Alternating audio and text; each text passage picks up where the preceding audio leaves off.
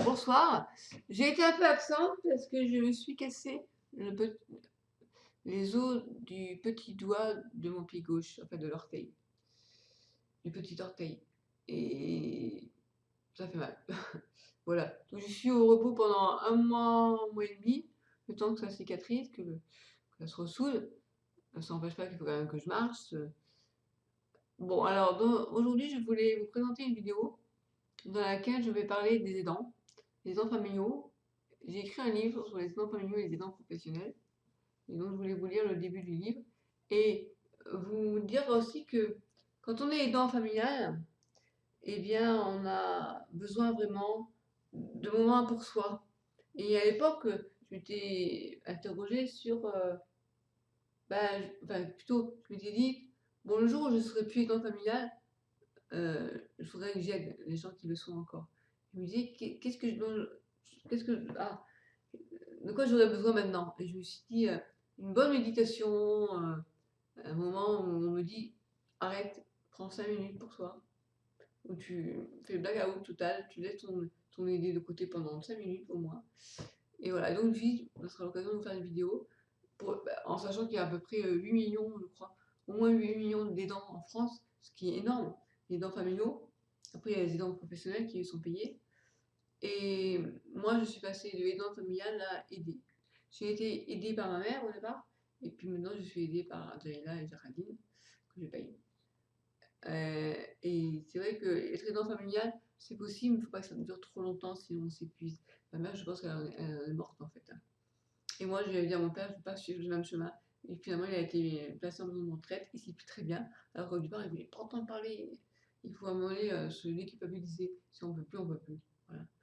Et puis moi, en plus, il faut savoir qu'au départ, j'ai aidé mon père pour ma mère. Et après, ouais, ça nous a modifié notre relation. Au départ, la relation avec mon père était difficile. Ouais. Donc je me suis dit, bah tiens, qu'est-ce que je pourrais vous apporter? Je voudrais que je vous apporte peut-être. Déjà, je vais vous parler un peu de mon histoire. Et puis après, faire des vidéos où je vais vous aider à chasser le problème du burn-out, de l'épuisement, parce qu'on s'épuise à force d'aider, hein. Il faut penser à avoir un temps pour soi, notamment en méditation, où simplement on va se poser 5 minutes, on se concentre sur la respiration. En plus, j'ai une musique de Fabrice Tonnelier, qui est vraiment une musique de relaxation que je recommande. Et en plus, il m'avait donné son autorisation pour l'utiliser pour des vidéos. Voilà. Donc, je vais vous parler un petit peu de mon livre. Alors, je l'ai intitulé Encore besoin de moi ou je peux partir? Parce que c'est souvent une question que me pose Dayla ou Géraldine. Enfin, voilà. Et je me suis dit, c'est un titre évocateur. Donc, témoignage croisé d'une aidante familiale et d'une aidante professionnelle. Et en fait, euh, j'ai interrogé aussi Jaïda à un certain moment de mon livre pour qu'elle me dise comment elle vit euh, sa profession, hein, parce qu'elle a de vie, c'est une profession pour elle. Auxiliaire de vie sociale, ça s'appelle. Bon. Alors, aux origines de ce livre, je te fais la promesse d'être à tes côtés jusqu'à la fin. C'était la promesse que j'avais faite à ma mère du retour de chez le neurologue qui venait de confirmer le diagnostic de sclérose en plaques, sclérose latérale amyotrophique, la maladie de Charcot. Euh, c'est comme ça que je suis devenue aidante de ma mère. Avais-je réellement conscience de ce qui m'attendait? Bien sûr que non. Mais dans ce moment-là, on se dit, écoute maman, rassure-toi, je vais être là à m'occuper de toi, quoi. Et le neurologue venait de dire à ma mère qu'elle allait mourir, quoi. Voilà.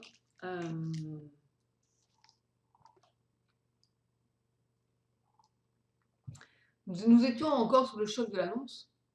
Alors, assise aux côtés de ma mère, dans la voiture, qui m'avait permis de l'amener au CHU de Montpellier, parce qu'elle était déjà plus capable ni de parler ni de conduire.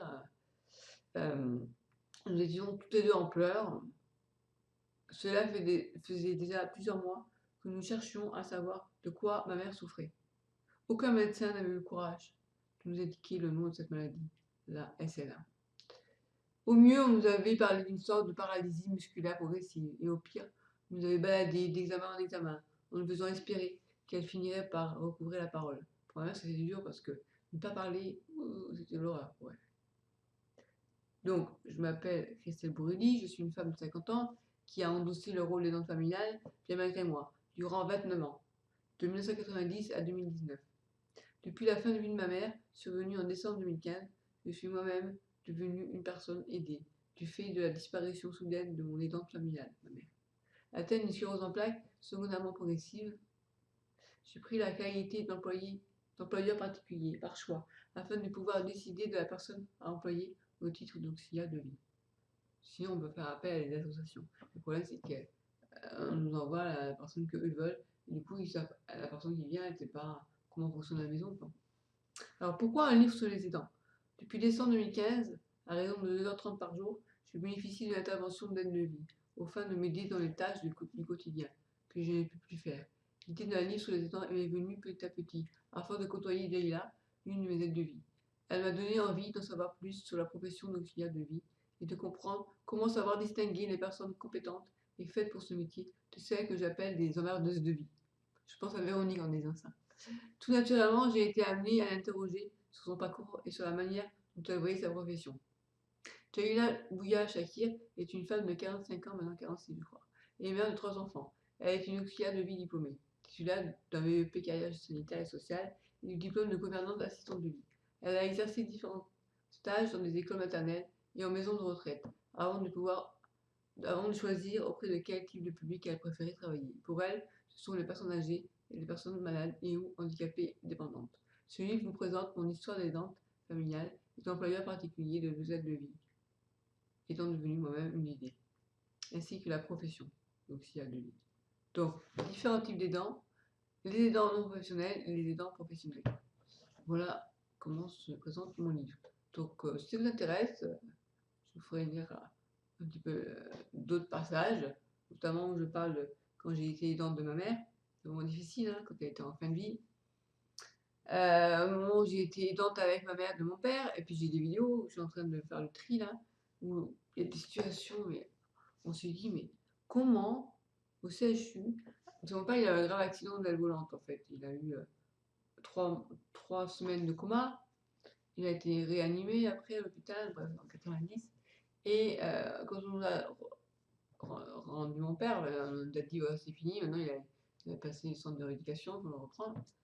On nous a pas dit qu'il faisait des crises d'épilepsie, on nous a rien dit. Et puis même quand après, mon père a été hospitalisé pour un problème de... Il a eu une tumeur au niveau du thymus, qui est une glande près des poumons. Eh bien, il n'arrive plus à marcher. Enfin, on nous a même pas conseillé de prendre un fauteuil roulant, quand on y avait droit. Même pas négocier, faire venir un infirmier. C'était démerdez-vous, quoi. Et si le médecin généraliste n'est pas pour dire, voilà, ce dont vous avez besoin, eh ben, on se démerde. Et on s'est démerdé.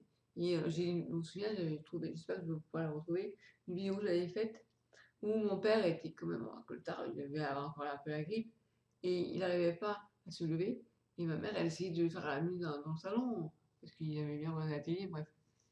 Et moi, j'avais trouvé l'idée, c'est de le mettre sur une espèce de chaise et de le pousser pour faire traîner jusqu'au salon, quoi. À l'époque, en plus, on avait les chats. Enfin, et à ce moment-là, dans la vidéo, ma mère, elle le tire pour qu'il se relève de son lit. Et puis, on discutait ensemble, et j'ai envie, mon père, je le vois repartir en arrière. On était mort de rire. Mais bon, il y a des anecdotes comme ça qui sont amusantes. Ben, c'était dramatique, hein, ce qu'on vivait.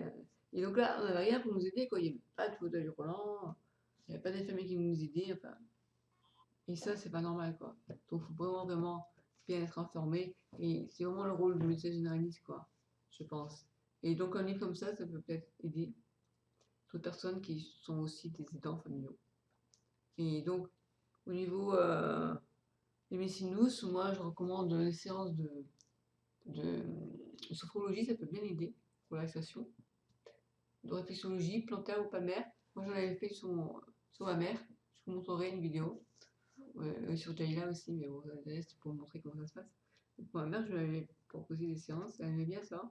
Ça permet de détendre. Tout ce qui peut être déstressant, c'est vraiment important, quoi. Et puis même, s'autoriser un moment pour soi, c'est important. Voilà, qu'est-ce qu'il y a d'autre que peut être proposé? L'EFT aussi, l'EFT c'est Emotional Freedom Technique, c'est une libération émotionnelle. On a certains points des méridiens qu'on retrouve. La clavicule, ça peut servir aussi pour les problèmes de, vous êtes stressé, vous tapoter au niveau de la clavicule. Voilà, voilà quoi j'ai pensé pour aider les personnes qui ont un risque de burn-out, quoi. Parce que quand on est, faut bien comprendre que moi à l'époque, ma mère était en fin de vie, même la nuit j'étais réveillée, quoi. Même la nuit, elle me disait, mais ça je fais pas exprès, c'est la machine qui a bipé. Je sais bien, mais après compte, elle n'a plus rien à faire là, parce que elle était pas bien, en plus, de toute façon, elle était mal soignée. Bref. C'est pas évident d'être un aidant familial, non, c'est pas évident. Voilà, donc n'hésitez pas à me faire un commentaire si vous-même aussi vous êtes aidant ou vous avez été. Et ben, si vous passez par là, abonnez-vous. Et sinon, je vous dis à bientôt pour une prochaine vidéo. Et likez si vous avez aimé cette vidéo.